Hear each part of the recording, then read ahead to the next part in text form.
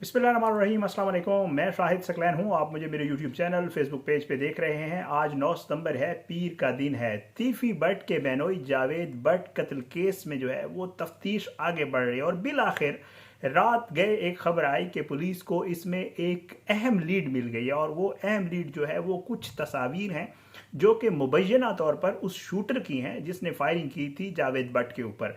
अब ये जो तस्वीर हैं क्या वो हकीकी हैं, उनका हकीकत से कितना ताल्लुक है। फिर आज दिन को एक और डेवलपमेंट आ गई और साथ साथ जो एफआईआर हुई थी उन चीज़ों को लेकर कहा जा रहा है कि शायद वो एफआईआर जिस तरह दर्ज की गई थी वो फ़ायदा देगी अमीर फतेह को और कैसर बट को।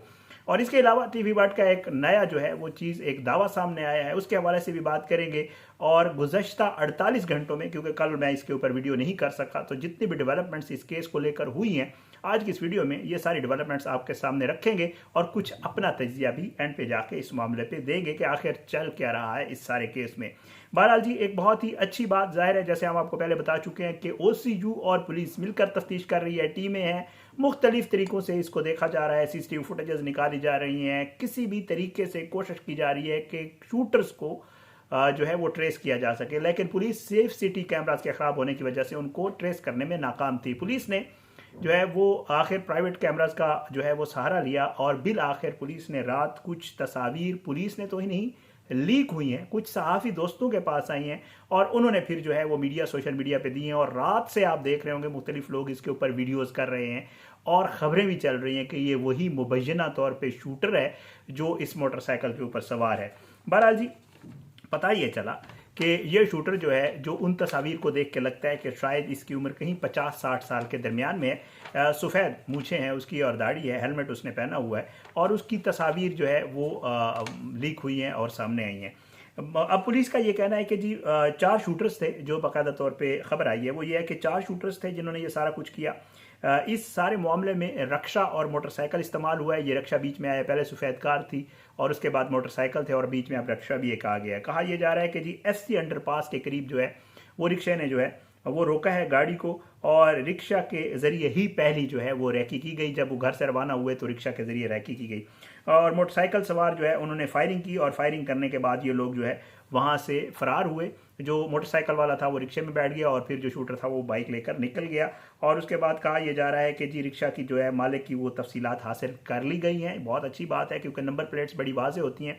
जिस बाइक की तस्वीर भी आई हैं उसकी भी नंबर प्लेट वाज़ेह है। उसके हवाले से भी कहा जा रहा है कि उसके भी मालिक की जो है तफसीलात लेने की कोशिश की जा रही है। अब उसके बाद जो है हैरान कुन तौर पर जो मैं आपको बताया कि सफ़ेद दाढ़ी भी है, मूछें भी उसकी सफ़ेद हैं, ये सारी चीज़ें जो है कहा जा रहा है कि ये चीज़ें। अच्छा, एक और चीज़ जो सामने आई वो ये थी कि जी ये जो एफसी अंडरपास के पास रोका गया और जो आखिरी लोकेशन थी, जो हमलावर थे उनकी आखिरी लोकेशन के हवाले से भी पुलिस ने बता दिया। वो कहते हैं कि आखिरी लोकेशन जो थी इस हमलावर की वो टेंपल रोड की थी और टेंपल रोड तक जो है इन लोगों की लोकेशन मिली और फिर उसके बाद ये लोग गायब हो गए। ये तो थी जो लेटेस्ट डेवलपमेंट, आपने सुन चुके होंगे आप सारी चीज़ों से। मुख्तलिफ लोगों ने इसके ऊपर वीडियोज़ भी की और कुछ खबरें आज दिन को आई जो मैंने आपके साथ शेयर कर दी। अब कुछ और चीज़ें हैं जो मैंने आपके सामने रखनी है। एक तो जो मुझे ज़राए से पता चला है वो ये है कि जी तकरीबन जो जियो फेंसिंग का मैंने आपसे जिक्र किया था कि पुलिस उसके ऊपर काम कर रही है, तो बताया ये जा रहा है कि तकरीबन 3000 के करीब जो नंबर्स हैं उनको शॉर्ट लिस्ट किया गया है और उनमें से छानबीन की जा रही है कि कौन सा ऐसा नंबर है जो इस लोकेशन पर मौजूद था लेकिन उसका इससे ताल्लुक था। इस हवाले से 60 के करीब मोटरसाइकिल्स को शॉर्ट लिस्ट किया गया है, ये आपको खबर दे दूं। और जो है उन मोटरसाइकिल में से फिर ये जो मोटरसाइकिल हैं जो मैं आपको बताया है कि जी इन्होंने कहा है पुलिस वालों ने कि ये सारा कुछ और इन्होंने ट्रेस किया है। अब एक जो है काम जो पुलिस ने किया, हम सब ने, मैंने भी वीडियो की और भी बहुत सारे लोगों ने खबरों की सूरत में आपको दी, लेकिन वो मामला पुलिस ने बज़ाहिर तो शो करा दिया लेकिन असल में वो हुआ नहीं था और वो था शकील बट की जो है वो मुअत्तली। उसके हवाले से कहा जा रहा था कि जी जो तीफी बट ख़ानदान है उन्होंने बाकायदा तौर पे, उनके भाई ने जो है वो तहफ़्फ़ुज़ात का इजहार किया था। उनको इकबाल टाउन थाने ले जाया गया था जब उन्होंने जनाजे के ऊपर सीसीपीओ के हवाले से बयान दिया था। उनको थाने ले जाया गया, उसके बाद उन्होंने इतराज़ किया और कहा गया कि जी ठीक है हम शकील बट को हटा देते हैं। लेकिन अब जो हैरान कुन तफसीलात आई हैं वो ये हैं कि जी शकील बट को जो है नहीं हटाया गया और ना ही मुअत्तल किया गया है, इसलिए कि ना ही आर्डर बुक पे कुछ हुआ लिखा हुआ है और ना ही कोई इस हवाले से रपट लिखी गई है। ज़ाहिर बात है जब किसी का इधर उधर किया जाता है, मुअत्तल किया जाता है, तो उसका पूरा एक रिकॉर्ड रखा जाता है और उस रिकॉर्ड में ऐसा कुछ नहीं है। जो लाहौर के सहाफ़ी दोस्त हैं तो शकील भट्ट साहब जो है अभी तक अपने ओहदे पर मौजूद हैं।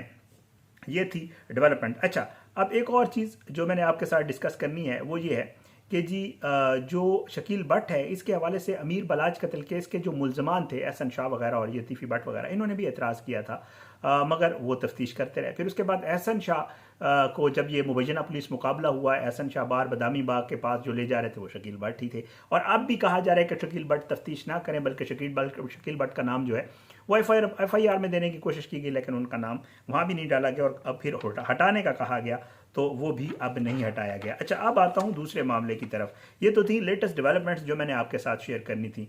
अब जो है दो चीज़ें हैं। एक तो ये है कि ये जो तस्वीर आई हैं, तस्वीर जो आई हैं, इन तस्वीर की दो चीज़ें मैं आपके साथ यहाँ शेयर करूँगा। एक तो ये तस्वीर लीक हुई हैं, पुलिस अभी तक ज़ाहिर है उस तरह ऑफिशियली वो नहीं हुआ।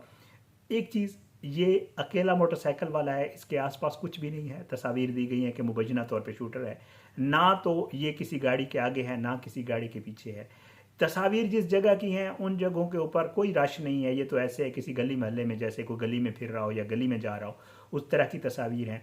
इनको जावेद भट्ट की गाड़ी के साथ कैसे लिंक किया जाएगा ये डिपेंड करता है, पुलिस को पता होगा, क्योंकि इन तस्वीर में कम अज़ कम इसका कोई उस तरह लिंक, क्योंकि ज़ाहिर है जब तस्वीर आती हैं तो वो गाड़ी के पीछे जाते हुए नज़र आ रहा है या कोई इस तरह की चीज़, तो इन तस्वीर में ऐसी कोई चीज़ बहरहाल नहीं है। लेकिन अब ये कहा जा रहा है कि रक्षा भी है और ये सारा कुछ है, तो ये देखते हैं कि जी इन्होंने किस तरह, ज़ाहिर है पुलिस के पास इसके अलावा भी चीज़ें होंगी, फुटेजेस वगैरह होंगी जिसमें ये गाड़ी के पीछे जाते हुए नज़र आ रहे होंगे और यही वो मोटरसाइकिल वाला नज़र आ रहा होगा, तो ज़ाहिर है फिर वो इसका लिंक जोड़ेंगे। लेकिन अभी इन तस्वीर से फ़िलहाल मुझे तो नहीं लग रहा कि ये कोई वाज़ेह लिंक नज़र आ रहा है इस बंदे का उस जावेद भट्ट साहब की गाड़ी के साथ, तो ये चीज़ें। अच्छा, उसके अलावा एक और चीज़ वो है अमीर फतेह और कैसर भट्ट के हवाले से कि क्या वो बेगुनाह साबित हो गए।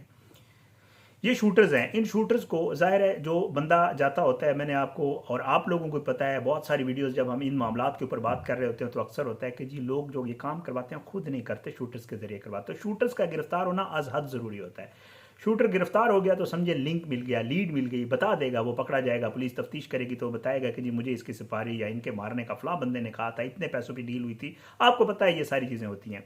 लेकिन अब देखना यह है कि जो FIR करवाई गई थी, अब जो पुलिस, जो इस मामले को समझने वाले लोग हैं, जो पुलिस में हैं या जो सहाफ़त करते हैं, वो ये कहते हैं कि जो पहली FIR करवाई गई है उसके, अगर देखा जाए उस FIR को जिसमें ये लिखवाया गया है, जो बेटे हैं जावेद भट्ट साहब के, उन्होंने ये लिखवाया कि जी अमीर फतेह, मेरी वालदा ने देखा कि अमीर फतेह और कैसर भट्ट इस FIR में थे, इस मौके के ऊपर मौजूद थे। लेकिन अगर ये शूटर्स थे और शूटर्स ने ये कत्ल किया है तो FIR, हम आपको पहले बता चुके हैं कि FIR कमज़ोर तस्वुर होगी। और अगर बाद में कहीं डाला जाता है शूटर्स को या बाद में कोई ऐसी चीज़ सामने लाई जाती है तो वो भी फिर FIR को कमज़ोर करने के मुतरादिफ होगी। एक चीज़ और भी जो FIR में कमज़ोरी, जो मेरी कुछ वकला दोस्तों से बात हुई है, उन्होंने कहा है कि जी अगर इस तरह की FIRs होती हैं फिर उसमें ये होता है कि 109 डाला जाता है, ठीक है, वो आपको पता है कि जी मुशावरत या मनसूबाबंदी के उसमें दफ़ा लगती है, तो वो भी नहीं डाली गई। तो जाहिर है अब अगर ये शूटर सामने आते हैं और ये कोई और मामला है तो फिर इसका मतलब जो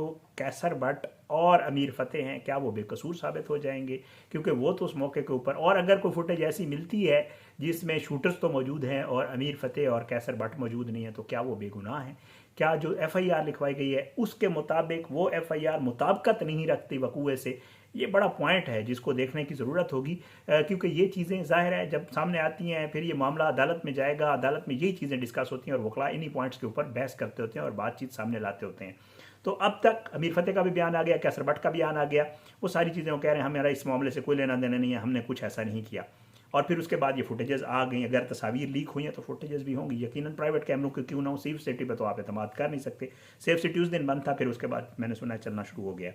बहरहाल जी देखते हैं, ये चीज़ें थी। तीफी भट्ट साहब ने एक इंटरव्यू दिया है चौधरी साहब को अगेन लाहौर में, और तीफी भट्ट साहब ने एक बहुत बड़ा दावा किया है और वो दावा ये है, वो कहते हैं कि जी मेरे पास वो सारे सबूत हैं मुल्क से बाहर बैठ के जो पुलिस के पास नहीं पहुंच सके। पुलिस इस मामले को उस तरह सॉर्ट आउट करना ही नहीं चाह रही। तीफी भट्ट साहब ये कहते हैं शायद भट्ट साहब के इंटरव्यू में कि जी मुझे पता है कि मेरे पास इस चीज़ के सबूत हैं कि किस तरह शूटर्स को लाया गया, किसने किससे मिलवाया, किसने पिस्टल दिया उनको, किस तरह उनको लोकेशन दी गई, उन्होंने कैसे रैकी की, ये सारा मामला है। क्या तीफी भट्ट साहब जो मुल्क से बाहर मौजूद हैं, जो इधर पुलिस को मतलूब हैं, जिनको इश्तिहारी करार दिलवाने और फिर बाहर जाके उनको गिरफ्तार करने की कोशिश की जा रही है, वो मुल्क से बाहर बैठ के इस हद तक रिसोर्सफुल हैं कि उनके पास वो सारे सबूत पहुंच गए हैं। लेकिन यहाँ पे OCU और पुलिस अभी तक सेफ सिटी कैमरों की फुटेज के ऊपर रिलाई कर रही है और वो कह रही है कि सेफ सिटी कैमरे ख़राब थे, इसलिए हमारी तफ्तीश यहाँ पे ही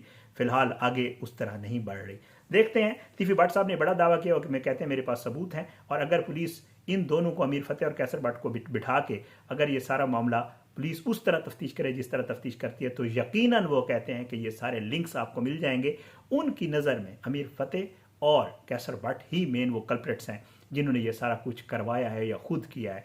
लेकिन यहाँ पे जो चीज़ें सामने आ रही हैं, यहाँ पे जो मामलात हैं, वो पुलिस इन्वेस्टिगेट कर रही है। बिल आखिर पुलिस ने ही बताना है, एक प्रेस कॉन्फ्रेंस के जरिए किसी भी सूरत में, चालान की सूरत में पुलिस बता देगी कि इन मामलात को लिंक करके किसका किस मामले में क्या किरदार है। आने वाले दिनों में इंशाल्लाह इसके ऊपर जो भी डेवलपमेंट्स होंगी, कोशिश ये है कि इसको मैं फॉलो अप कर रहा हूँ और बाकी मामलात भी जो भी वीडियोज़ होती हैं इंशाल्लाह वो आपके साथ शेयर करेंगे। अपनी दुआ में याद रखा करें। एक चीज़ जो मैं नीचे देखा तो मुझे याद आ गया, एक चीज़ जो मैंने आपको नहीं बताई वो ये है कि पुलिस ये कहती है कि नहर पर जो है वो बाइक खड़ी की और उसने जो बाइक के वाला शख्स है और फिर वो बाद में रिक्शे में सवार हुआ। ये पॉइंट मैं बीच में आपको बताना भूल गया था।